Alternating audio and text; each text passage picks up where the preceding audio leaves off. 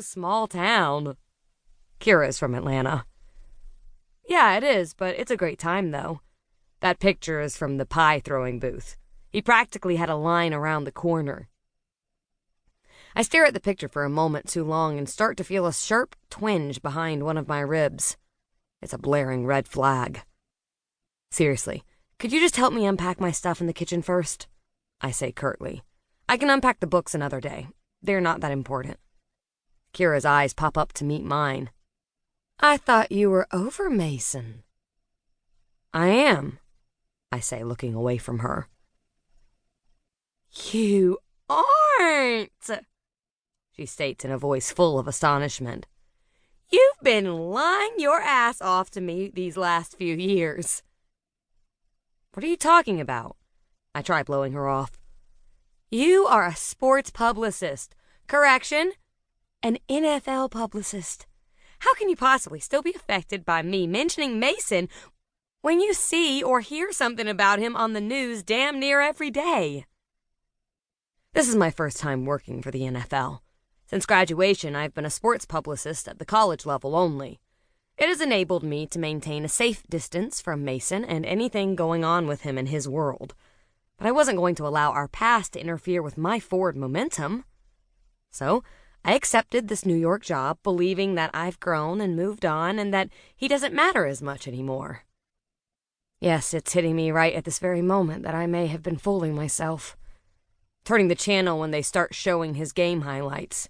Conveniently hanging up with my mom when she brings up his name or his parents' names.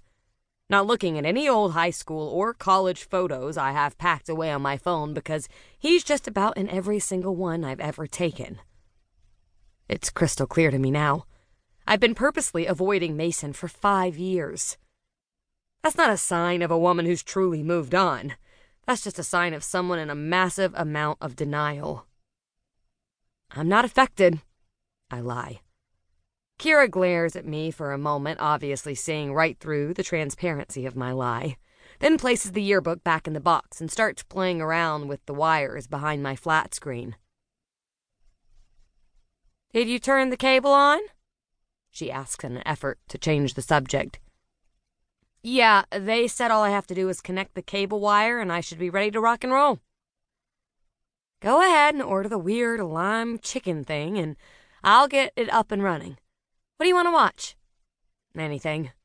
I'll find a movie or something. I know that a lot of horror flicks are on this time of year. You want to go old school and watch The Shining? Oh, hell no, I say as I scroll through the apps on my cell phone. That's the scariest movie ever made. It was The Exorcist. One thing I've learned about living in New York City is that you can order almost anything you want and have it delivered. Between fresh food delivery services and Amazon, I could probably hide inside of my apartment for a year without ever having to step out to buy anything. I order 2 lime chicken platters, 2 bottles of wine, and 1 bottle of pain reliever to quash the raging headache I feel coming on. I can't stop thinking about the yearbook. I can't stop thinking about the festival. I can't stop thinking about him. Every single picture in that yearbook holds a tender memory. I can look at each one and remember what was going on in my life when a particular photo was taken, and most likely connect it to a memory that includes him. Superstar wide receiver, childhood friend, first love. A man who I haven't spoken to in 5 years and probably will never speak to again. Mason Bridgewater. Kira and I both sit on the floor and lean our backs against my one tattered sofa. It slides across the wood floor as we lean back. You're going to need to push this thing against a wall. The picture on the television is distorted. I'll fix it. You just push the couch back. We both rise to our feet. Kira goes over to check the settings of my television, and I begin to push the sofa back against the only bare wall available in my living room. She changes the channel a couple of times to test her handiwork, and then settles on a sports network. Turn that off, I say abruptly. I thought we were watching a movie. Relax, I'm just tweaking the contrast and brightness of the picture. But it's too late. On the screen in living color is a breaking news segment of the very man I've been trying to forget. Uh-oh, Kira says, looking at me.